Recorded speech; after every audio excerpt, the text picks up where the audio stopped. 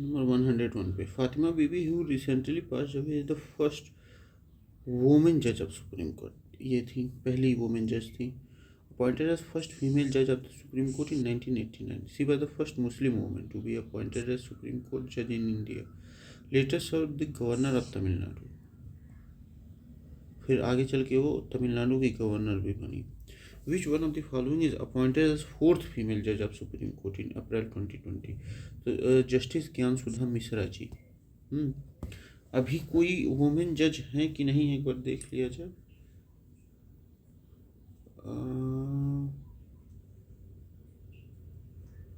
Women जज of supreme court.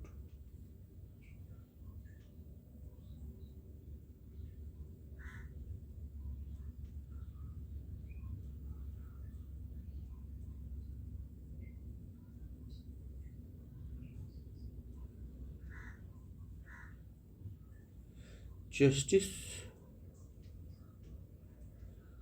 बीवी नागा रत्ना। अभी 11 वुमेन हैं सुप्रीम कोर्ट में जजेस के रूप में।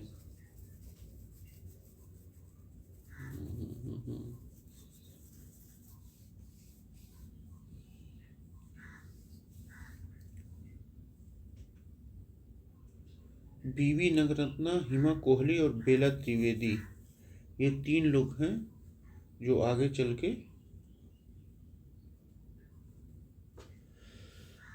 चीफ जस्टिस बन सकती हैं। Who among the following recently appointed Supreme Court judge was not earlier judge of High Court? L Nageswara Rao. ये जो थे वो हाई कोर्ट के जज नहीं थे, लेकिन ये सुप्रीम कोर्ट के जज बनाए गए। Elevated directly from bar of supreme court to 13 May 2006। He became the 7th person in Indian history to appointed directly to the Supreme Court from the bar। और लोग क्या थे, वो जजेस थे हाई कोर्ट के, जैसे चंद्रचूड़ जी, खानविलकर जी और अशोक भूषण जी। ये लोग क्या थे, ये जजेस थे हाई कोर्ट के।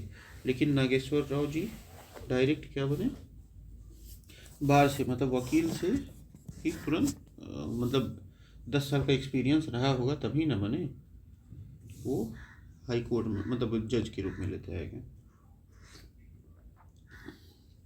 Chief justice of India, the head of judiciary in India, appointed by the President based on seniority, holds office till the age of 65 years. Direct appointment from bar to Supreme Court. Article 124(3) allows the appointment of a distinguished jurist directly from bar to the Supreme Court. मतलब article 124(3) बताता है कि वो क्या हो सकते हैं, बार से डायरेक्ट आ सकते हैं। Significance of female judges in Supreme Court reflect gender inclusivity and diversity in the Indian judiciary. Role model for women in legal profession. Longest serving CJI V.Y. चंद्र 7 साल थे। V.Y. Chandrachud ji, known for landmark judgments including cases like Minerva Mills and ADM Jabalpur. Who among the following Chief Justice of Madhya Pradesh High Court have not been a judge of Supreme Court of India? S.K. Jha ji नहीं थे, पटनायक जी थे, रविंद्रन जी थे, A.K. Mathur जी थे।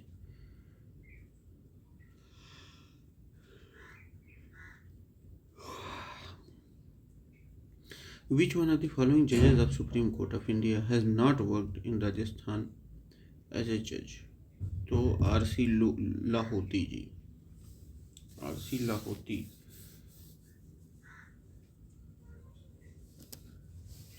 बाकी चौहान जी, माथुर जी और कासलीवाल जी थे ये लोग।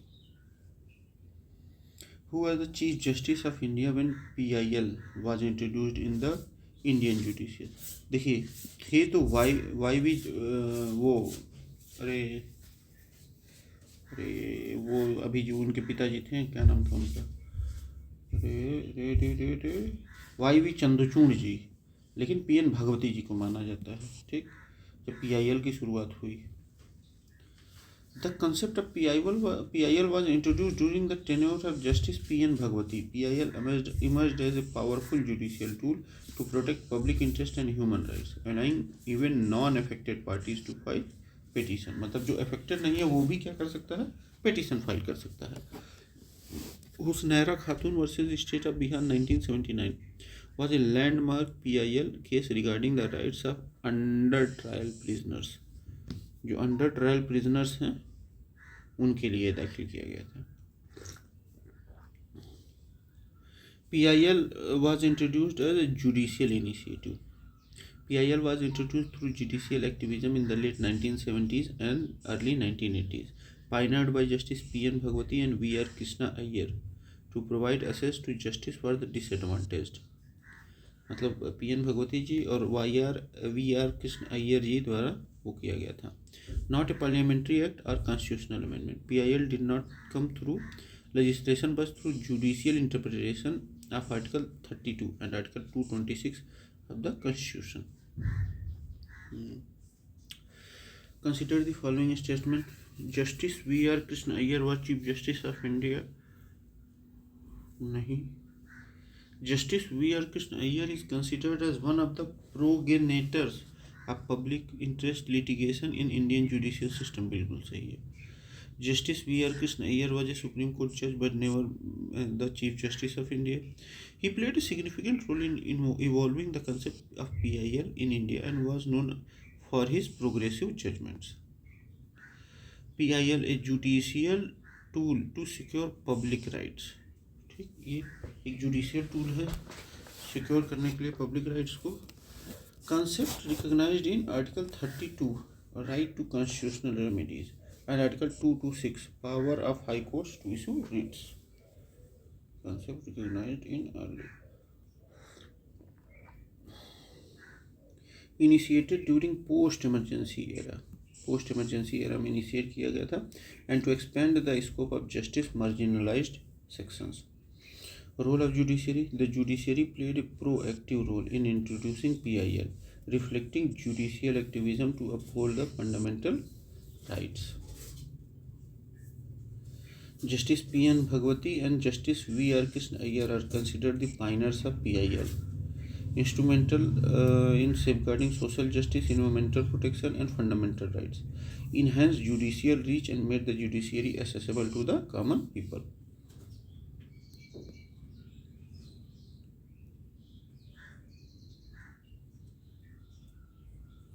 Power of High Courts to issue writs. Article 226, Article 32. Right to constitutional remedies. अब आते हैं PIL is public interest litigation. PIL is a legal action initiated in a court of law for enforcement of public interest. The concept is based on the principle that justice should be easily accessible, specially when the affected party is disadvantaged. PIL can file by any public spirited person or organization on behalf of those whose rights are being violated. It aims to address social issues like human rights, environmental protection, and social justice.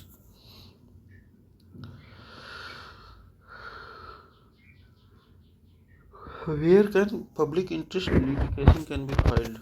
दोनों जगह, high court और supreme court दोनों जगह. PIL can be filed under Article 32 of the Constitution for the enforcement of fundamental rights. PIL can be, ये article 32 के fundamental rights के लिए भी वो किया जा सकता है, और 226 for both fundamental rights and other legal rights.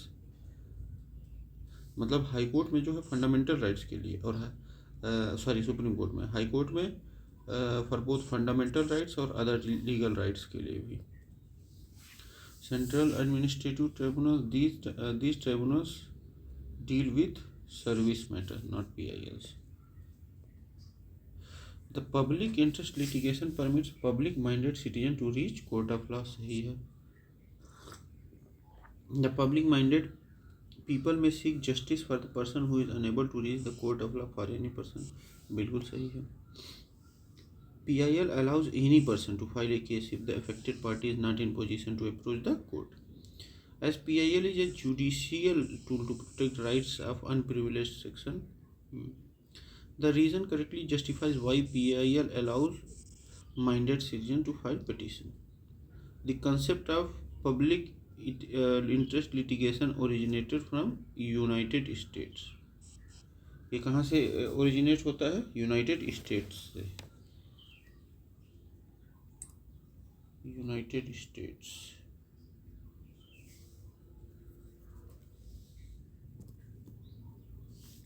Origin of PIL. The concept of PIL originated in the United States in late 19th century.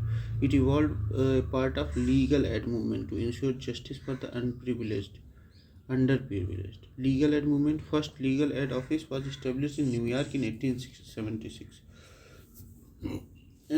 PIL in India adopted in late 1970s and became prominent during tenure of Justice P.N. Bhagwati.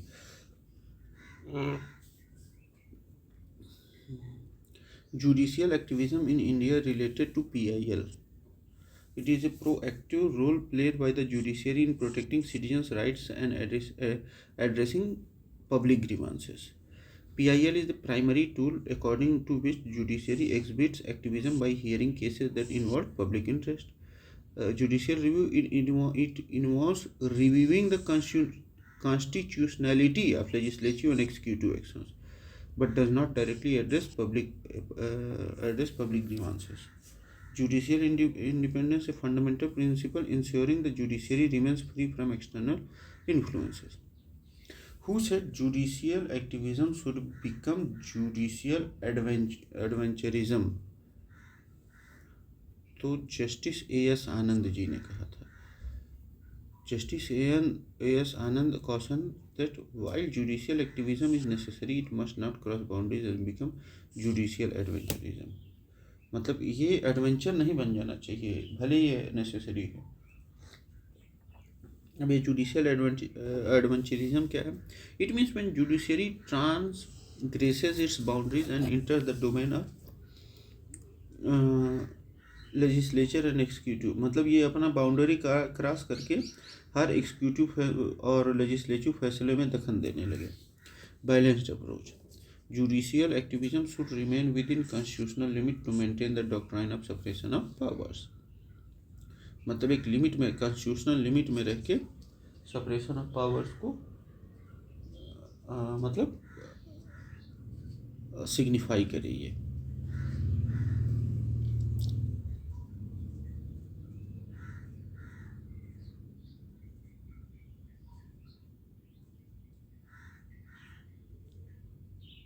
Lucknow से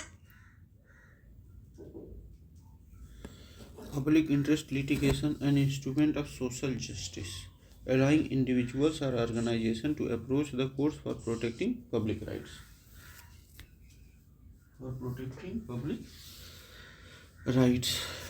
Major cases: Hussainara Khatoon versus state of Bihar 1979, Olga Tellis versus Bombay municipal corporation 1985. ये सब PIL के द्वारा ही वो हुए थे. Judicial activism, proactive role of the judiciary in ensuring justice. Judicial adventurism, when judiciary oversteps its boundaries. तो judiciary activism होना चाहिए, वो एडवेंचरिज्म में ना बदल जाए. The status of S Anand ji ने कहा था, the status of women in Indian society was glorified by a judgment of a court in September 2003. The court is Supreme Court of India. On 22 September 2003, Justice M.B. Shah of the Supreme Court of India delivered a landmark judgment that glorified the status of women in Indian society. क्या हुआ उसमें? The judgment held that the preference given to women for appointment as the principal of government college for girls does not violate Article 14, 15 and 16 of the Constitution. बिल्कुल सही है. Right to equality, prohibition of discrimination on grounds of religion, race, sex, caste or place of birth, or equality of opportunity in public employment. The case of Visakha versus others, the case of Visakha and others versus state of Rajasthan and other is related to prevention of sexual harassment of women at the workplace. Visakha guidelines formulated by Supreme Court of India in 1997 in the Visakha versus state of Rajasthan case established guidelines to prevent sexual harassment of women at the workplace. The case arose due to the brutal gang rape of Bhavari Devi, a social worker from Rajasthan. Due to brutal gang rape of Bhavari Devi. The guidelines were later replaced by Sexual Harassment of Women at Workplace Prevention, Prohibition and Redressal Act 2013. Bhanwari देवी जी का case था ये। The passing of triple तलाक law recently in parliament of India endorsed which year ruling of the supreme court of India that had made triple talaq talaq biddat as unconstitutional. तो 2017 Shayara Bano case हुआ था। The supreme court declare the practice of triple talaq talaq biddat as unconstitutional and violative of article 14 right to equality. इसका legislative outcome क्या हुआ? The parliament pass the Muslim women protection of rights of marriage act 2019 which criminalised triple talaq, जिसने triple तलाक को criminalize कर दिया कि मतलब ये क्रिमिनल है, मतलब ये मतलब अच्छी बात नहीं है। Question 119, in which of the following cases the supreme court observe that the central bureau of investigation is caged by Coalgate scheme में। कोलगेट स्कीम ने ये कहा था कि जो सुप्रीम कोर्ट है वो क्या है, जो सीबीआई है वो क्या है, एक मतलब पिंजड़े में बंद तोता है।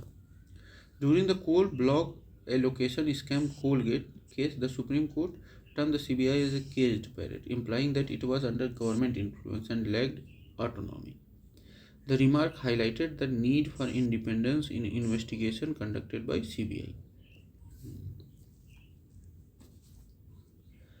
The Supreme Court judgment regarding the homosexuality is related to which of the following?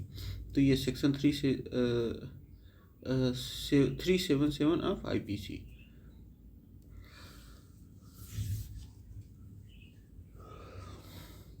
Section 377 of IPC criminalized homosexual act as unnatural offense. Historic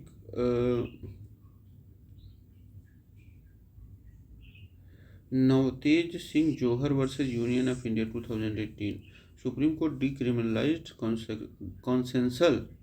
consensual homosexual acts, thereby reading down Section 377 to extent that it criminalized consensual same-sex relations among adults. Under which law is it prescribed that all proceeding in the Supreme Court of India shall be in English language? तो ये article 348 of the constitution of India ये बताता है कि सारी proceeding क्या होनी चाहिए, इंग्लिश लैंग्वेज में होनी चाहिए।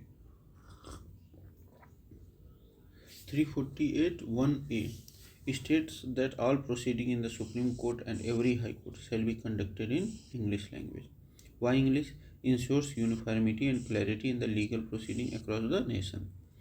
Supreme Court Rules 1966 specifies procedural aspects but does not mandate the language. Supreme court rule ने प्रोसीजर्स को बताया है, लैंग्वेज को नहीं। Triple talaq biddat, a form of instant divorce practised in some Muslim communities, declared unconstitutional in 2017 और law भी बन गया 2019 में। Vishakha guideline set the guideline laid by supreme court for prevention of sexual harassment at the work place. Caged parrot analogy indicates lack of independence of the CBI as highlighted bye supreme court. Colgate scam में मामला हुआ था। Homosexuality and section 377 Navtej Singh Johar case 2018 mark the watershed movement by decriminalizing consensual homosexual act. Language of Supreme Court, Article 348 ensures all proceedings are conducted in English for uniformity. ठीक, तो ये हम लोग का कंप्लीट हुआ। Thank you, bye bye.